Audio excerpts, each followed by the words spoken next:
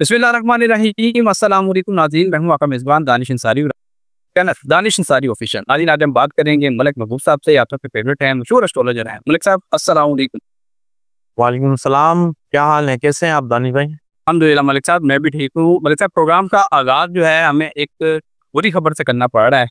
Adiala jail से खान साहब से मुताल्लिक एक खबर आई है, उसमें बताया गया है कि खान साहब की जो नज़र है उस पर किसी चीज़ का असर पड़ा है। जो खाना खा रहे हैं उससे उनको धुंधला दिखाई दे रहा है, जिसके टेस्ट के लिए एक डॉक्टर्स की टीम जो है अडयाला जेल पहुंच चुकी है। इस वक्त हम जो वीडियो रिकॉर्ड कर रहे हैं, ये लेटेस्ट न्यूज़ में आपके साथ शेयर कर रहा हूँ।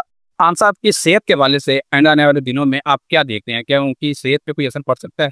उनका हॉरोस्कोप क्या करता है? देखिए, अगर मैं हॉरोस्कोप में देखूं तो जुपिटर्स राहु के ट्राइन में, उनके भी हॉरोस्कोप में। तो ये नॉर्मली इन्फेक्शन से रिलेटेड या खुदा ना खास्ता कैंसर से रिलेटेड न्यूज़ लेकर आता है। तो मुझे उम्मीद नहीं है कि खान साहब को कोई खुदा ना खास्ता बहुत बड़ी बीमारी से उलझना पड़ेगा। अलबत्ता छोटी मोटी बीमारियां उनके जायचे में दिखती हैं, और उम्र का भी तकाजा है। एक नॉर्मली भी इंसान अगर 70-72 साल की उम्र में जाता है तो इसको इस बीमारियों से उलझना पड़ता है।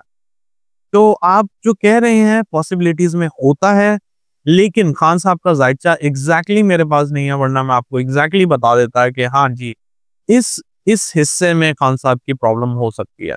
जो वक्ती जायचा है वो मुझे जरूर बताता है कि खान साहब के इन्फेक्शन, रिएक्शंस, स्टमक प्रॉब्लम्स और सर में दर्द तो नहीं दिखती, लेकिन मुझे ऐसा लगता है कि दिमाग से रिलेटेड कोई इश्यूज हो सकता है।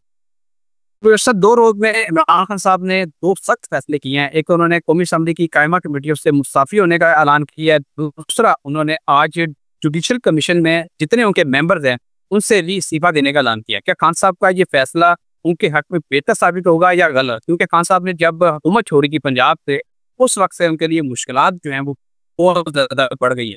तो इस फैसले को आप किस तरह देख रहे हैं? देखिए, अगर मैं सियासी तब्दीली की बात करूं तो सितंबर अक्टूबर में बहुत सारी तब्दीलियां मुझे नजर आती हैं पाकिस्तान के जायचे में, सियासत के लिहाज से। और स्पेसिफिकली 21 सितंबर के बाद पाकिस्तान के हॉरोस्कोप में जो गवर्नमेंट का हाउस है वो एफ्लिक्ट होगा, जिसकी वजह से बहुत सारे प्रॉब्लम्स आपके सामने गवर्नमेंट फेस करती हुई नजर आएगी। तो उस लिहाज से तो मुझे ऐसा लगता है कि खान साहब का ये फैसला सही है, क्योंकि अल्टीमेटली पीटीआई के ऊपर तो ऑलरेडी बहुत ज्यादा प्रेशर है, और अगर इस चीज का प्रेशर डालेंगे तो खान साहब के वो लोग जो विकेट के दोनों तरफ खेल रहे हैं वो आपके सामने आते हुए नजर आएंगे। मतलब कहने का मकसद ये है कि उसमें झाड़ू फेरा जाएगा, और जब झाड़ू फेरा जाएगा तो आप समझ सकते हैं कि दूध का दूध पानी का पानी होना शुरू हो जाएगा। तो ये एकदम मेरे ख्याल से सही होगा उनके लिए। Okay sir. सर, ये पार्टी से बहुत सारे लोग मुस्ताफ़ी होते हैं, हटते हैं, अलग हो जाते हैं। तो फिर जो नए लोग हैं वो अपनी जगह बनाने की कोशिश करते हैं, और जगह बनाने की कोशिश में जो अंदरूनी पॉलिटिक्स है वो बहुत ज़्यादा बढ़ जाती है।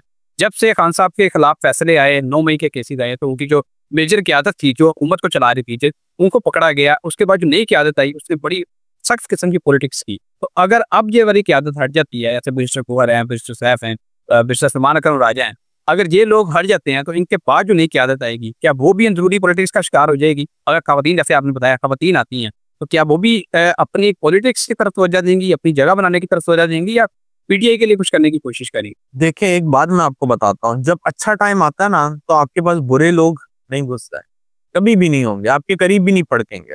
और जब खुदा ना खास्ता बुरा टाइम आ जाता है किसी पे, तो अपने ही आपके सबसे बड़े दुश्मन बन जाते हैं। मैंने आपको बहुत बड़ी बात छोटे अल्फाजों में समझा दी है कि इस वक्त जो भी लोग नुमाइंदगी के लिए आएंगे, क़यादत में एंटर होंगे, वो लोग मुखलिस होने चाहिए खान साहब के साथ, क्योंकि पीटीआई टिल नवंबर एक क्राइसिस में है, उसके बाद ये बाउंस बैक करेगी। तो जब बाउंस बैक करेगी तो अच्छे लोगों के साथ ही करेगी, इसमें कोई दो राय नहीं है। Okay sir. फिर लास्ट क्वेश्चन करूंगा, उसके बाद प्रोग्राम का इख्तिताम करेंगे। और बड़ा इंपॉर्टेंट है, इमरान खान साहब के खिलाफ 9 मई के 8 मुकदमात में उनको जमानत दी गई थी। इसी महीने सितंबर में एक केस लगा हुआ है अलकादिर ट्रस्ट केस का, और ये बड़ा इंपॉर्टेंट केस है। अगर इसमें जमानत खान साहब को मिल जाती है तो गवर्नमेंट के पास कोई वजह नहीं होगी उनको जेल में रखने की। क्या खान साहब को इस केस में जमानत मिलती दिखाई दे रही है? और अगर जमानत मिल जाती है तो क्या उसके बावजूद खान साहब जेल में ही रहेंगे या बाहर आ जाएंगे? देखिए खान साहब का मैंने जो वक्ती जायचा निकाला हुआ है उसमें सितंबर, नवंबर, जनवरी ये 3 महीने बड़े इंपॉर्टेंट होंगे और ये खान साहब को फेवर देते हुए नजर आएंगे। अलबत्ता खान साहब निकल जाएंगे इसके लिए मुझे कार्ड ड्रॉ करने पड़ेंगे, क्योंकि मैंने वक्ती जायचे भी खान साहब के 2-3 बना लिए हैं, तो अब 2-3 जायचों में 3 जैसे डेट्स आई हुई हैं, एक सितंबर नवंबर की है, एक जनवरी की है, तो मुझे कार्ड्स ड्रॉ करके ही मैं इसके ऊपर आपको फाइनल रीडिंग्स दूंगा। सर आपने पाकिस्तान के नॉर्थ के वाले से बताया था कि नॉर्थ के इलाके जो है मतलब सबसे ज्यादा इफेक्ट होंगे सैलाब से, बारिश से, इन सिचुएशन से। अब सिंध में भी वार्निंग जारी की गई है सैलाबी रेले की, ऊंचे दर्जे के सैलाब की। तो सिंध की सिचुएशन आप क्या देख रहे हैं आने वाले दिनों में, क्योंकि सिंध इस वक्त महफूज है कराची के अलावा, क्योंकि कराची में आप देख चुके हैं सैलाब आया है, लेकिन सिंध से जो बाकी इलाके हैं वो कदरे महफूज रहे हैं। तो सिंध में अब सैलाब की वार्निंग जारी की गई है, सिंध की सिचुएशन आप क्या देख रहे हैं? देखिए अगर हम सिंध देखें तो वो साउथ की तरफ आता है, मुझे नहीं लगता कि सिंध इतना ज्यादा खतरनाक डैमेज होगा जितना नॉर्थ हो रहा है। नॉर्थ में नॉर्थ होगा, साउथ में बलूचिस्तान और सिंध के कुछ इलाके हैं, और कराची तो ऑलरेडी आता ही है साउथ में, लेकिन मुझे नहीं लगता कि सिंध में खुदा ना खास्ता इतनी मैसिव लेवल पे तबाही होगी। तबाही खुदा ना खास्ता दिखती है, लेकिन जितना मैसिव सिचुएशन अभी चल रही है इतनी मैसिव सिचुएशन नहीं दिखती मुझे सिंध में।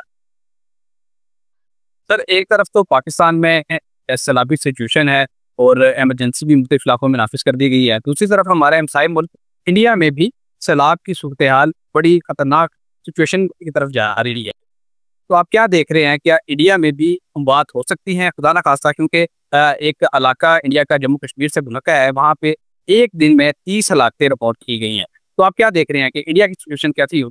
देखिए सर मुझे नहीं लगता अनफॉर्चुनेटली इंडिया अब महफूज रहेगा, जाने वहां पे जाएं या पाकिस्तान में जाएं या दुनिया के किसी भी हिस्से में जाएं, जान का नुकसान सबसे ज्यादा इंपॉर्टेंट है, और वो भी एक आवाम ही है हमारी तरह। तो जानी नुकसान मुझे इंडिया में अगले महीने ज्यादा दिख रहा है। अनफॉर्चुनेटली है इंडिया में अगले महीने जानी नुकसान ज्यादा होता हुआ आपको नजर आएगा। तो इंडिया को ऑलरेडी मैंने आपको बताया है, उसकी सिर्फ एक ही वजह है, मैं आपको बता देता हूं, क्योंकि उनकी 7 तारीख को मार्स की दशा एक्टिवेट होने वाली है, और अनफॉर्चुनेटली मार्स की दशा सेम उस वक्त एक्टिवेट हो रही है जब लूनर इक्लिप्स लगा हुआ।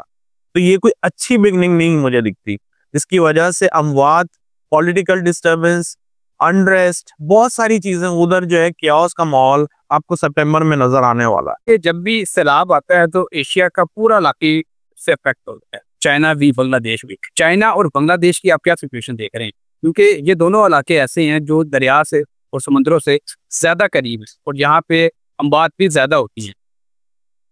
देखिए चाइना का अगर मैं जिक्र करूं, मुझे मेरे ख्याल से मेरी नजरों से कुछ एक आधी न्यूज गुजरी है, CNN में ज्यादातर फॉलो करता हूं, तो उसमें छोटी सी हेडलाइन थी कि चाइना में भी एक वाटर की वजह से क्योस बना हुआ। अब प्रॉब्लम यह है कि चाइना फिर भी बहुत तरक्की याफ्ता ममालिक में है, वो फिर भी जितना भी नुकसान हो वो जो है उस नुकसान का अजाला कर लेंगे, उनके लिए कोई प्रॉब्लम नहीं है। बांग्लादेश के लिए सितंबर अक्टूबर टफ मंथ में से एक महीना होगा, तो मुझे ऐसा लगता है कि आने वाले दिनों में बांग्लादेश को भी बहुत ज्यादा अपने एरियाज की निगरानी करनी चाहिए, क्योंकि ये हमारे हाथ में नहीं है, हम प्रिकॉशंस ले सकते हैं, इससे ज्यादा कुछ नहीं करते हुए नजर आ सकता है, क्योंकि ये कुदरती अमल है। कि सर सबसे इम्पोर्टेंट बात यह है कि पंजाब से 2 लाख लोगों को महफूज मकामात पर मुंतकिल किया गया है, क्या इससे ज्यादा ये तादाद बढ़ सकती है, क्या मज़ीद लोगों को भी महफूज मकामात पर आइंदा आने वाले दिनों में मुंतकिल करना पड़ सकता है? सर विद ड्यू रिस्पेक्ट मुझे नहीं लगता 2 लाख लोगों को इन्होंने वाकई में मुंतकिल किया हो। मैं एस्ट्रोलॉजिकली बात नहीं कर रहा हूँ, मैं एक नॉर्मल कॉन्सेप्ट कर रहा हूँ। 2 लाख का मतलब बहुत बड़े मैसिव लेवल पे लोगों को मूव कराना होता है, इट्स नॉट पॉसिबल। मुझे 2000 भी बड़ी मुश्किलों से लग रहे हैं, it's only in the news. मुझे नहीं इस न्यूज के ऊपर मुझे भरोसा नहीं यार। 2 लाख का मतलब आप जानते हैं, मतलब क्या आप आधे से ज्यादा शहर मूव कर दें, तो आधे से ज्यादा शहर, अगर हम लोगों को यहाँ पे अमेरिका में भी ऐसी सिचुएशन आती है जहाँ पे लोगों को मूव कराया जाता है, तो अगर ऐसी सिचुएशन आ जाती है तो वो 1-1.5 हफ्ता लग जाता है कम से कम मूव कराने में। तो अगर आप ये 2 दिन की बात कर रहे हैं, मुझे पॉसिबल नहीं दिखता। बहुत शुक्रिया सर, आपने अपने कीमती वक्त में से कुछ वक्त निकाला और फिर हमारे साथ शेयर की। इंशाल्लाह नेक्स्ट प्रोग्राम में ऐसे ही दिलचस्प टॉपिक के साथ दोबारा पेश होंगे। अगली वीडियो तक के लिए मुझे और मलिक महबूब साहब को इजाजत दीजिए। अल्लाह हाफ़िज़।